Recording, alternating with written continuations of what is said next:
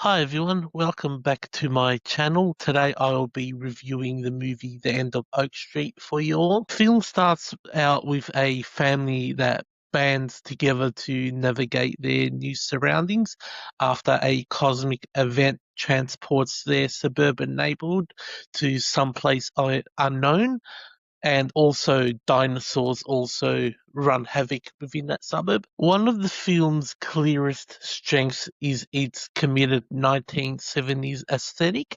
The production design, costumes, color palette, and overall visual texture lean hard into that era and do so with genuine care. It never feels like empty nostalgia. Instead, the period look gives the movie a slightly off-kilter lived-in atmosphere that makes the sudden rapture of normal life feel even more disorientating. The characters are another major asset in this movie. The family and the people around them are written and performed with enough, I would say, with enough ease that you actually invest in them. You care whether they live or die, and the emotional stake is rarer than it should be in high concept stories like this. The film takes the time to let relationships breathe, which pays off when the danger escalates. Tone is notably darker and more intense than the trailer suggests.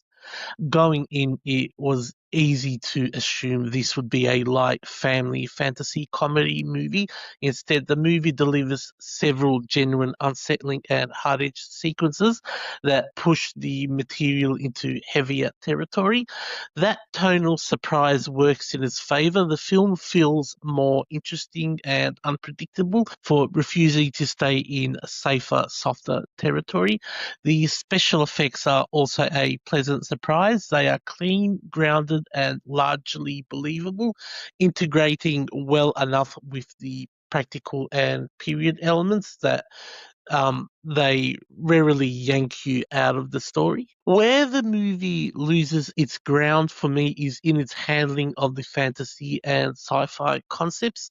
Once the rules of the new world begin to expand, some of the ideas land as silly and unexplained, and the resulting confusion starts to undercut the tension the film has. Otherwise, built so carefully. The ending in particular fails to stick the landing for me. It leans into the same muddled logic that weakens stretches of the middle act, resolving key threads either too abruptly or leaving them dangling in a way that feels more unfinished and deliberately ambiguous. These shortcomings prevent the film from rising above solid entertainment. Even with its flaws, The End of Oak Street remains a watchable and often gripping experience. Strong character work, a well executed period aesthetic, and effective dinosaur CGI um, keep it from engaging from keeping well I should say keeping engaged from start to finish. It never quite resolves its more ambiguous ideas into something fully satisfying, but it holds your interest throughout and leaves you more invested in its people than many bigger, flashier films similar to this. The film is also for the most part, very entertaining, and I also did like the dinosaur action as well. So my score for this movie is a 3 out of 5. If you like this sort of content, don't forget to subscribe to my YouTube channel for more upcoming horror and also non-horror movie reviews in the future. Cheers.